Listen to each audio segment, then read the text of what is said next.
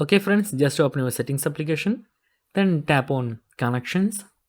Okay, then you can see here there is an option of NFC and contactless payment. There are single in one, so just you can tap on that button to turn on.